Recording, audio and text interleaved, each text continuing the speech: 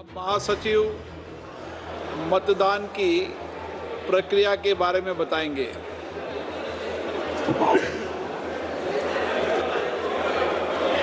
माननीय सदस्यों का ध्यान स्वचालित मतदान रिकॉर्डिंग प्रणाली का संचालन करने से संबंधित बिंदुओं की ओर आकर्षित किया जाता है। प्रत्येक माननीय सदस्य को मत विभाजन आरंभ होने से पूर्व अपना स्थान ग्रहण करना चाहिए और इस प्रणाली का संचालन उस स्थान से ही करना चाहिए।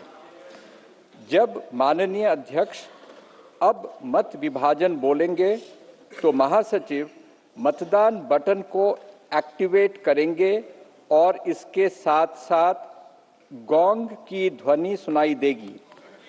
मतदान के लिए केवल गोंग की ध्वनि के बाद ही कृपया ध्यान दें कि केवल गोंग की ध्वनि के बाद ही माननीय सदस्य हेडफोन प्लेट पर मल्टीमीडिया डिवाइस के बाईं ओर लगे वोट सिक्योर बटन और हेडफोन प्लेट पर दाईं ओर लगे निम्नलिखित बटनों में से कोई एक बटन साथ साथ दबाएं।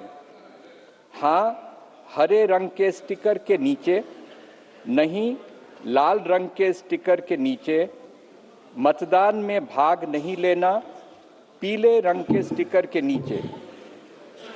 गोंग ध्वनि दूसरी बार सुनाई देने तक दोनों बटनों को दबाए रखना अनिवार्य है। माननीय सदस्य कृपया नोट करें कि उनके मत दर्ज नहीं होंगे यदि बटनों को पहली गोंग ध्वनि सुनाई देने से पहले दबा दिया जाता है या दोनों बटनों को दूसरी गोंग ध्वनि सुनाई देने तक एक साथ दबाकर नहीं रखा जाता है। माननीय सदस्य दूसरी गोंग ध्वनि के कुछ सेकंड के पश्चात अंतिम परिणाम वास्तव में देख सकते हैं। माननीय सदस्य माननीय अध्यक्ष के आसन के किसी भी तरफ संस्थापित व्यक्तिगत परिणाम डिस्प्ले बोर्डों पर, मल्टीमीडिया डिवाइस पर और हाँ, नहीं, मतदान में भाग नहीं लेने वाले बटन जैसा भी मामला हो पर अपने मत की जांच कर सकते हैं। मत दर्ज नहीं होने की दशा में अथवा यदि कोई सदस्य अपने मत में परिवर्तन करना चाहते हैं तो वे पर्ची के माध्यम से मतदान की मांग कर सकते हैं। Kind attention of honorable members is invited to the points in the operation of the automatic vote recording system. Before a division starts, every honorable member should occupy his or her own seat and operate the system from that seat only. When the honorable speaker says, "Now division," the Secretary General will activate the voting button and a gong sound will be heard simultaneously. For voting, only after the sound of the gong, repeat, only after the sound of the gong, honorable members may simultaneously press the vote secure button towards the left side of the multimedia device on the headphone plate and any one of the following buttons fixed on the right side of the headphone plate. For yes, below green color sticker, no, below red color sticker, abstain below yellow color sticker. It is essential to keep both the buttons pressed till another gong is heard. Honorable members may please note that their votes will not be registered if buttons are kept pressed before the first gong or both buttons are not kept simultaneously pressed till the second gong. Honorable members can actually see the final result after a gap of a few seconds after the second gong. Honorable members can check their vote on individual result display boards installed on either side of Honorable Speaker's chair, the multimedia device, and also on the yes, no, abstain button as the case may be. In case vote is not registered or if any member wishes to change their vote, they may call for voting through slips.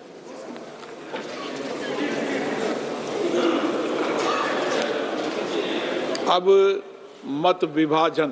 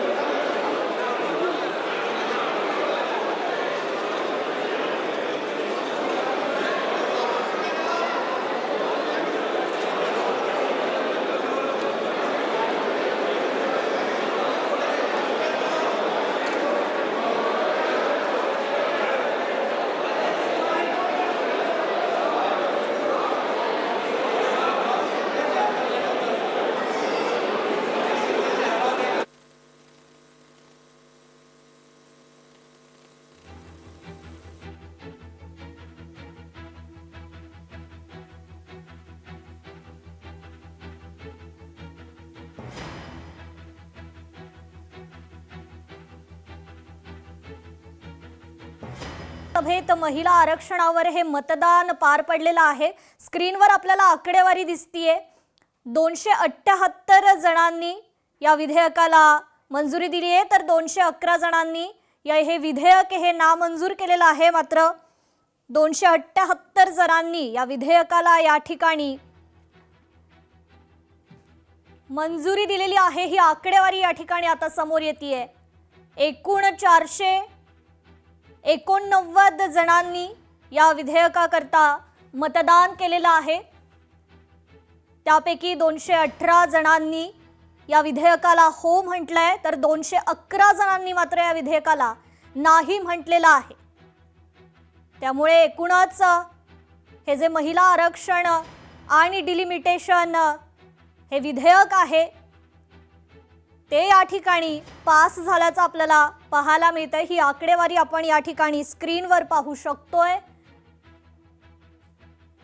तर एकूण 489 जणांनी या विधेयकासाठी मतदान केलेलं आहे। त्यापैकी 278 जण या विधेयकाच्या बाजूने आहेत, तर 211 जण या विधेयकाच्या विरोधात असल्याचं पाहायला मिळतंय।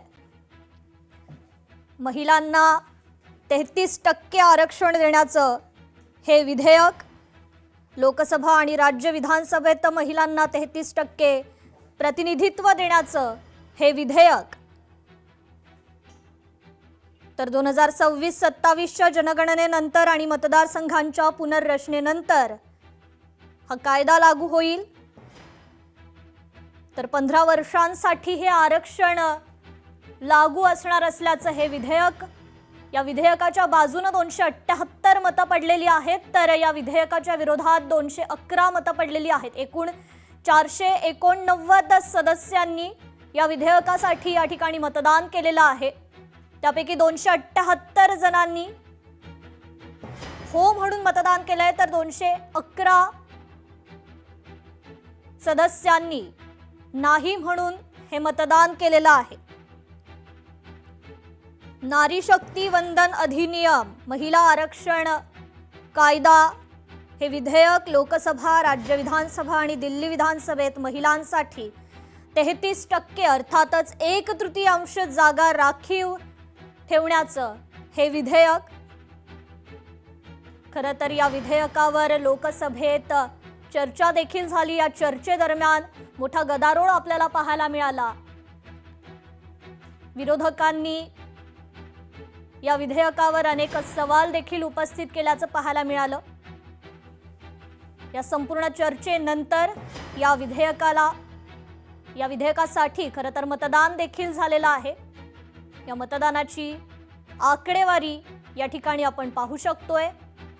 विधेयकाच्या बाजूने 278 मतं पडलेली आहेत, तर विधेयकाच्या विरोधात 211 मतं पडलेली आहेत। लोकसभा आणि राज्य विधानसभेत महिलांना 33% प्रतिनिधित्व देण्याचं हे विधेयक आहे। तर महिलांसाठी आरक्षित 33% जागांपैकी अनुसूचित जाती आणि जमातींसाठी आरक्षित असलेल्या जागांच्या प्रमाणात महिलांसाठी ही जागा राखीव असण्याचं हे विधेयक आहे। या विधेयकाला या ठिकाणी मतदान करण्यात आलंय। सदस्य संख्या आहे 540, त्यापैकी 489 जणांनी या विधेयकासाठी मतदान केलं। या विधेयकाच्या बाजूने 278 मतं पडलेली आहेत, तर विधेयकाच्या विरोधात 211 मतं पडल्याचं आपल्याला पाहायला मिळतंय। 489 सदस्यांनी या ठिकाणी मतदान केलेलं आहे। एकूण सदस्य संख्या आहे 540, तर 489 सदस्यांनी त्यापैकी मतदान केल्याचं आपल्याला पाहायला मिळतंय। 278 मतं या विधेयकाच्या बाजूने पडली आहेत, तर या विधेयकाच्या विरोधात 211 मतं पडलेली आहेत। महिला आरक्षण आणि डिलिमिटेशनवर हे मतदान पार पडलेलं आहे। महिलांना 33% आरक्षण देण्याचं हे विधेयक, या विधेयकावर लोकसभेत चर्चा देखील झाली आणि त्यानंतर या विधेयकासाठी हे मतदान पार पडलेलं आहे. याची आकडेवारी जर आपण पाहिली तर एकूण सदस्य संख्या 540 पैकी 489 सदस्यांनी या विधेयकासाठी मतदान केलंय.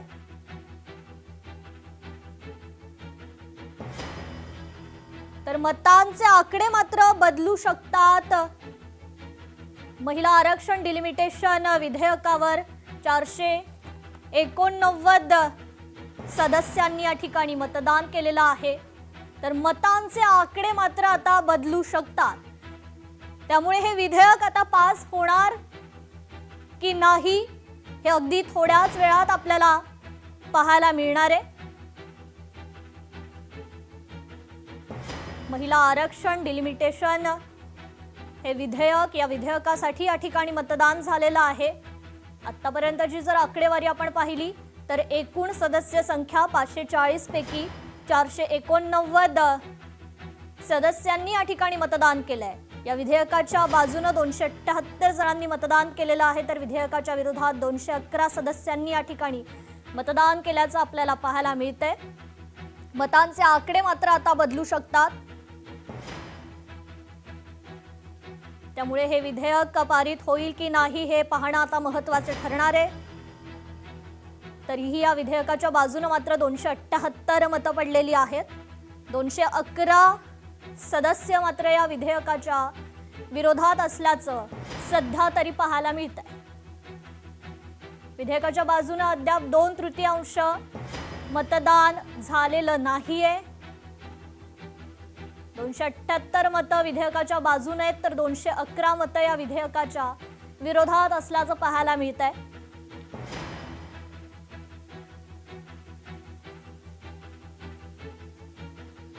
महिलांना आरक्षण देण्याचं हे विधेयक